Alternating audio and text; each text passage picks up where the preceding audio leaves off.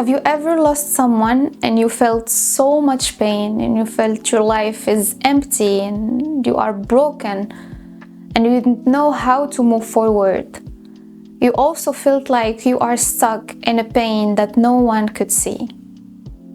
Hi everyone, my name is Khadija and today I want to talk to you about grief, this hard experience we all gone through and how I dealt with it and the mistakes I made that I want to share with you and maybe help someone that's going through the same experience.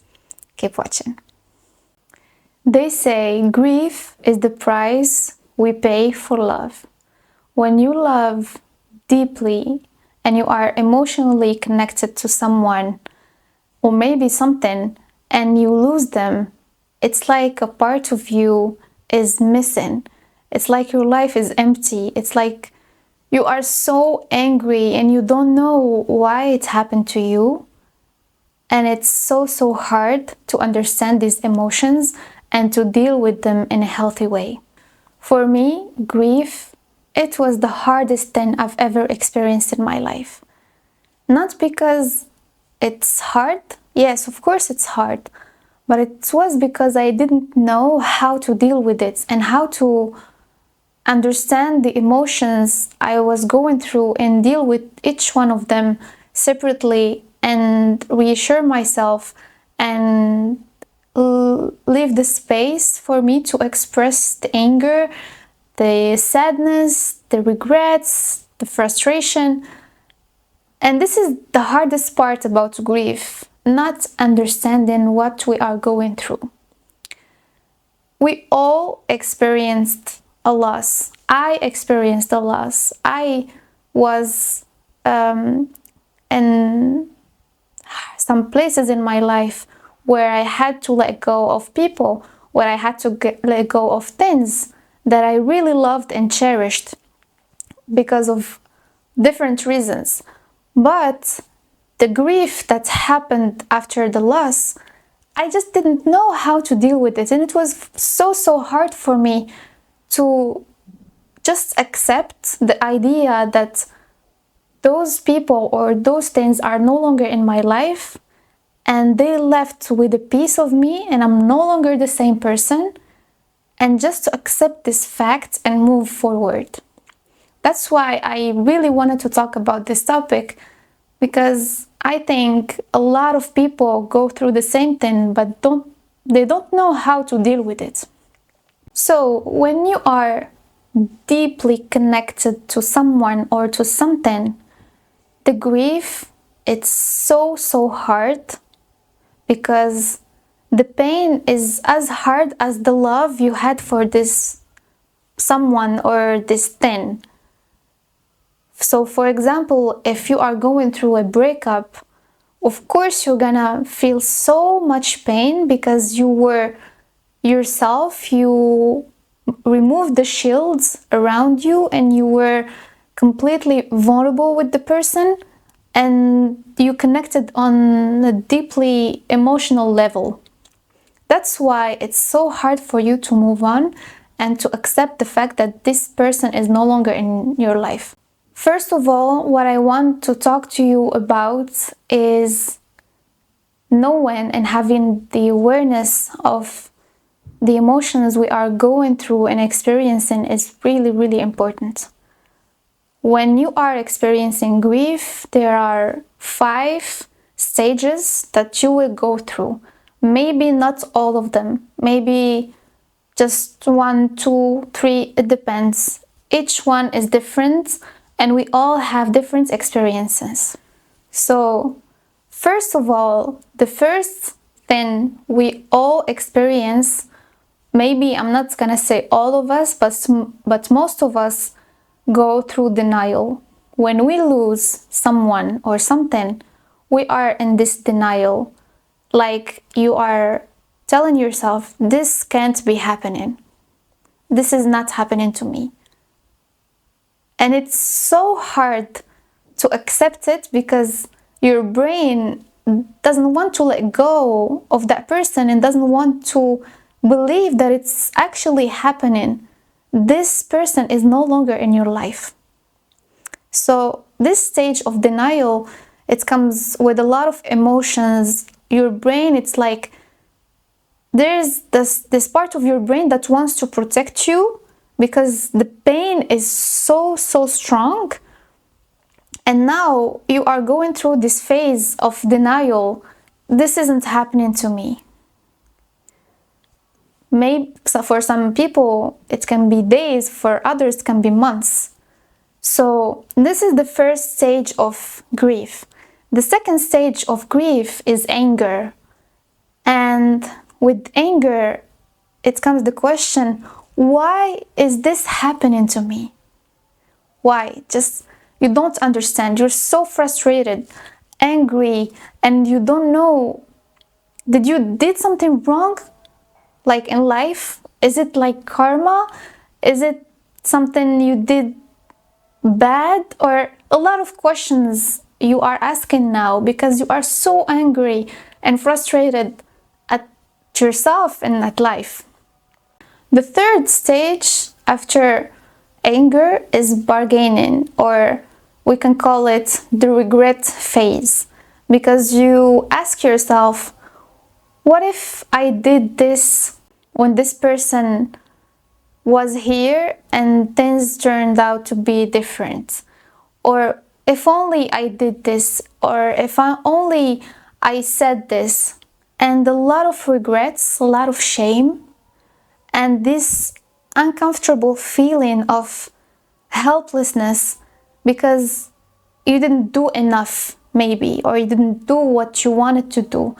And all the regrets, they come to your head and they make you feel like you are not strong enough to change this situation and to keep this person. And the fourth phase of grief is depression. And here at this stage, you just ask yourself, what's the point of doing anything? It's like nothing's going to change. It's like life has no meaning anymore. You don't want to go out. You don't want to do the things that brought joy to you. And here, for some people, it can be so hard to overcome it, and they may need a lot of help, maybe professional help. But yeah, for me, this part, it was so hard because when I was going through it, I didn't understand exactly why I'm feeling like that. And I really want to take this moment to tell you how important it is to just ask for help when you are going through this phase. And after the depression part, it comes the acceptance phase. And here, it's just the relief phase. I call it the relief phase because you just have this surrender and you feel this peace inside, because now finally you can accept the fact that this person is no longer in yourself, and you accept that you just have to deal with it and live with it. It doesn't mean that you let go of the memories and the things that you enjoyed with them, but you just accept the fact that a piece of you is left and you are a new person now. That's so beautiful, because now you have to experience living with a new part of you that's going to teach you new things and going to make you experience a lot of new adventures, and the old part of you is just gone. Now I want to share with you the things that I did and helped me so much understanding my emotions, and also to deal with each emotion differently. First of all, it's really important to start journaling and writing down whatever you are feeling. Let's say, for example, you woke up with this anxiety and this feeling of discomfort, and you don't know why you are feeling this way, and you don't know what's going on in your head and why your body is so stuck, write it down. And seriously, when you start writing down whatever you are feeling, whatever you are thinking about, it just gives you clarity about why are you feeling this way and what triggered these emotions. You can start small. I know that it's really uncomfortable if you are not used to write down your emotions to start this activity, but maybe you can start with something like just a phrase: I feel stuck today. I feel sad today. And tomorrow you can develop and say, I feel this way because someone did this to me. And you can go like this. Or maybe you have some regrets going through this grief. I wish I did this when this person was here, for example. Just write down maybe one sentence today to start with, and every day you're gonna feel the need to write down more if you continue this activity. And guys, this helped me so much. Second thing that I want to share with you is meditation, but not just sitting down and just with your thoughts. It didn't help me this way, but meditation with visualization. And there are a lot of videos on YouTube that you can listen to and try to imagine whatever the voice guides you to, because it helps your brain shift the focus from your thoughts and just try to imagine new ways maybe of seeing life or dealing with things. The third activity, and it's something that connects you with your inner child, and it's art and creativity in general. Maybe you enjoyed drawing or painting when you were younger, and something that brings you a lot of joy. You can try it now and give the space to your inner child to express and to do something you used to enjoy as a child. And lastly, I want to talk to you about how connecting to your inner child can help you go through grief and help you connect with your emotions and deal with them in a very healthy way.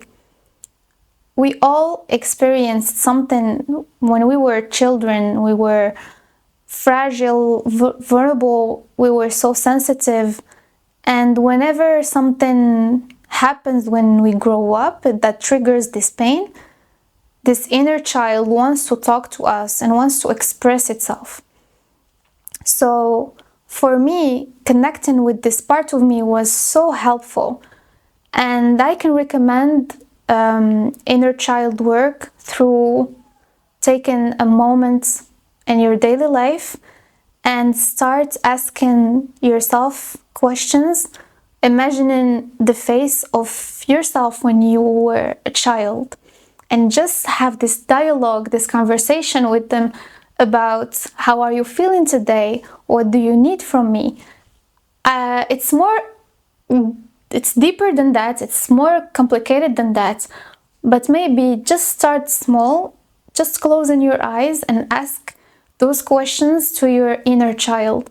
Maybe you can have a picture of yourself when you were a child and ask them directly. Whatever works for you, the work on your inner child is really helpful when you are going through grief. Thank you so much for watching. I really hope you enjoyed this video. Share your story with us in the comments and see you soon.